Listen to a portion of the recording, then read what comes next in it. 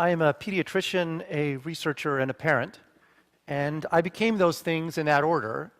And the reason the sequencing is important is because even though I was a doctor who took care of children for a while, and I was a researcher who studied ways to keep them healthy, it wasn't until I became a parent that I got interested in, some might even say obsessed with, early learning. It was 14 years ago when my son was born, and I took a month paternity leave to be with him in his third month of life. And now, in retrospect, as a pediatrician, I should have known better because I opted for the time when colic crescendos. And I spent that month with him in a snuggly, bouncing on a big blue ball and watching more daytime television than I have in my life, and noticed that he was actually interested in it. As much as I like to believe that my 2-month-old was following CNN as closely as I was, it was obvious to me that he wasn't, and yet something about that experience was important to him. Now, why do these early experiences matter? The typical newborn brain is 333 grams. And in the first 2 years of life, it actually triples in size. It's an extraordinary period of brain growth, unparalleled over the life course. And you can see that here. Here is brain growth over the lifespan. And you can see how steep the rise is early on. And it continues to grow until about age 20. And I'll let you guys in the audience find yourselves over on the right there and see why you had such a hard time finding your car keys this morning. Now, we're actually born with a lifetime supply of brain cells or neurons. That's not what actually grows. It's the connections between those brain cells, what we call synapses, that account for that brain growth. And those synapses form based on early experiences. If you will, the mind is fine-tuned to the world that babies inhabit. And to give you an example of that you can all relate to, any child born anywhere in the world can learn to speak any language fluently. But if she isn't exposed to certain sounds early in the first few years of her life, she can learn to speak another language later, but she'll never sound like a native speaker. So a baby born today in mainland China, as amazing as it is, can learn to speak fluent Mandarin. But if she doesn't hear English sounds early in her life, she can learn to speak English later. But as we all know, we know such people, she'll struggle making certain sounds. It wasn't because she wasn't born with that capacity. It was because her early experience didn't condition her mind to learn them. Now, this graphic actually shows just that. What you see is the brain, and you see the neurons and the synapses connecting them. We're born with about 2,500 synapses. By age 3, we have 15,000. And then over time, those connections are actually pruned in response to the external stimulation, the external world that we live in. Now, to give you another example of that, this is the breathing pattern of a 1-day-old infant listening to music. And you can see here that he's listening to Mozart, and then Stravinsky is put on, and then Mozart again. Now, I show you this not to present some kind of an infantile critique of classical music, but and those of you in the audience who are classic music aficionados might have a hypothesis about why Stravinsky did this to his breathing pattern. But the point is that even at 1 day of life, there's a discernible physiological reaction to what babies are actually hearing.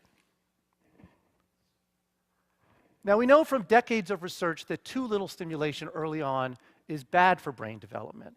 I show you here 2 PET scans. Now, PET scans are measures of brain function. The brighter colors show more brain activity. And on the left is a PET scan of a normal kindergartner. And on the right is a PET scan of a child who was raised in a horribly neglected environment. This is actually a PET scan from a child who was raised in a Romanian orphanage and was profoundly neglected early in life. And you'll notice that there are areas of his brain that show no activity at all. It didn't develop as a result of too little stimulation. Now, this is a horrific example of too little stimulation and the untoward consequences of it.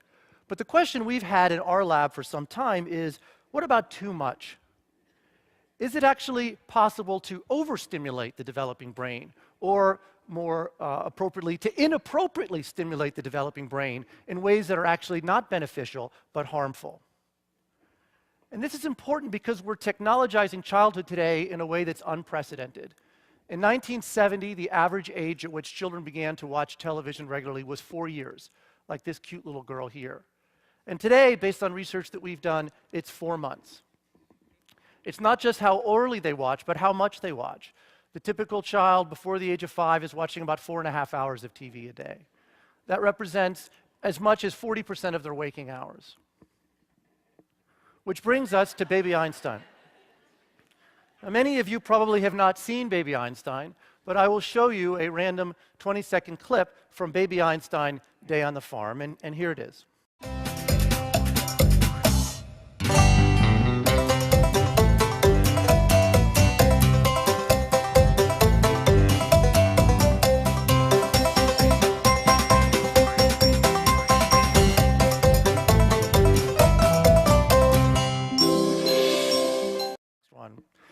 In that 20-second clip, there were 7 scene changes, about 1 every 3 seconds.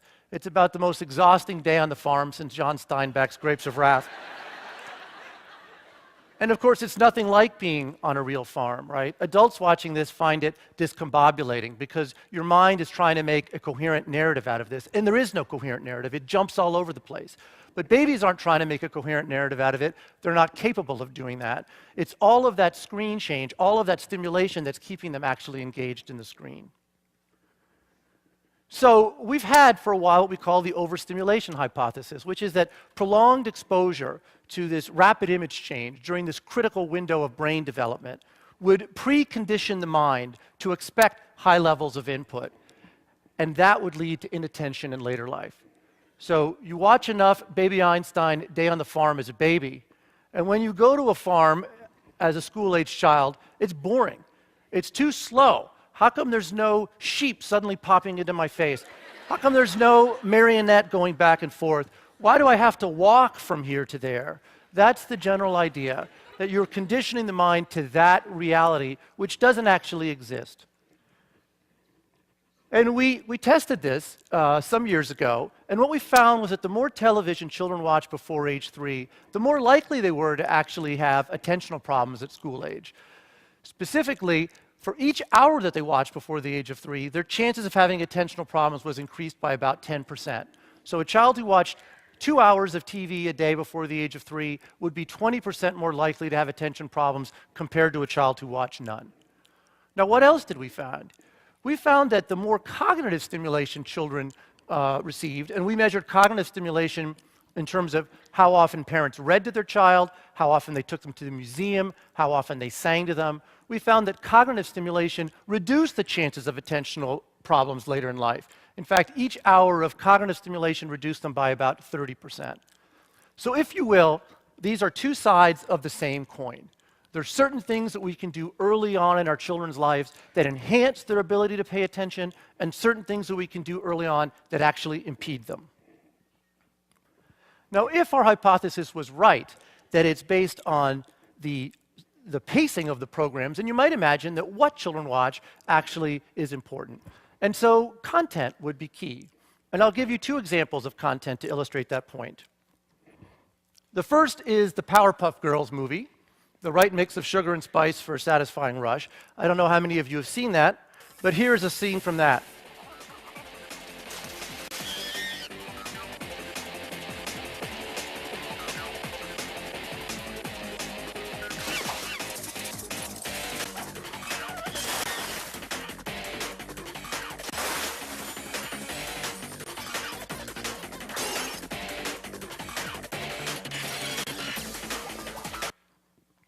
Okay, so that was, again, you can see a lot of rapid sequencing. In fact, this was the first movie that was ever rated PG for non-stop frenetic animated action.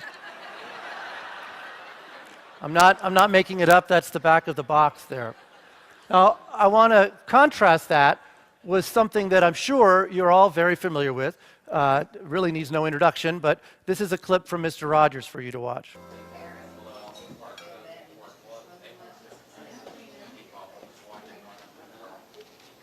Hi, Odd. Oh, hi, How are you? Fred. I'm fine. How are you? Good, thanks. I brought my television neighbor to see what a restaurant was like. Oh, I'm so glad. Can I show you to a table? Certainly. I'm awfully busy today. One of the waitresses is ill. I see. So I'm sort of doing double duty. How about this? This is fine. Thank you Grand. very much. Sit down and I'll be right back. All right. when you come to a restaurant, usually somebody shows you what table you're supposed to sit at.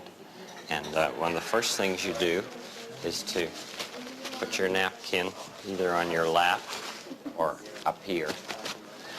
And then, well, this is the way a table is set. So,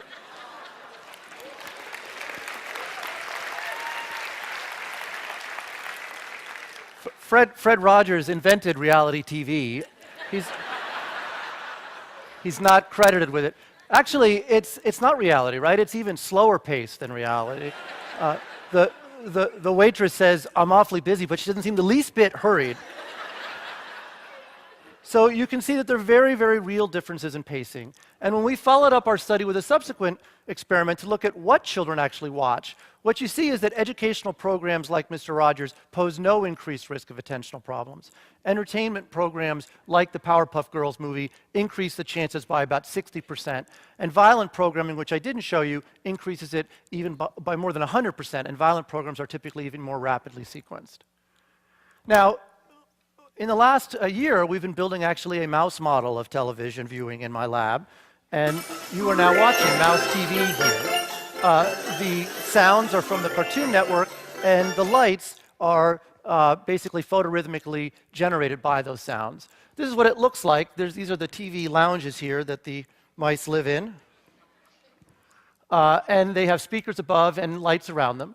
And what we do is we start about 10 days of life, and these mice watch TV 6 hours a day for 42 days. It's basically their entire childhood spent in front of a television, which is not uncommon these days for some children even. And then 10 days later, we actually assess their behavior in a few ways I want to share with you. The first test we do measures their activity and risk-taking. Now, we do what's called the open field test. Now, mice have two kind of competing instincts. You'll see them here. One is to avoid being in the middle of anything, because, of course, mice have very few friends, and being in the middle of this open field is risky. But, of course, they have a competing instinct to forage for food. So at some point, they do need to go into the middle and explore their environment. Now, we put these mice in here and test them, and we exploit the fact that it's a white mouse on a black background. And with a computer above, we can actually track their movement. And you can see on the left is sort of a normal mouse spending most of its time around the perimeter. But look at the one on the right. Notice how much time it spends in the middle, but also notice just how much general activity this mouse is actually exhibiting. So this is both a hyperactive and a risk-taking mouse. And when we look at our overstimulated compared to our control mice, we find that the overstimulated mice spend more time in the center, and they enter the center more than the regular mice do. The next test we do is what's called the novel object recognition, and this tests short-term memory and learning. We put a mouse in a box with two objects, and the mouse will explore both of them, get to know them, if you will. And then we take the mouse out, and an hour later we replace one object with a novel object. And we see how much time the mouse spends on each object. Now, the mouse that is learning, that has good short-term memory, will spend more time on the novel object. And you can see that here, as opposed to the one on the right, which is spending the same amount of time with both objects. And what did we find? Well, we found that our control mice, our normal mice, spent 75% of their time with a novel object. But look at what our TV viewing, our overstimulated mice did. They spent the exact same amount of time.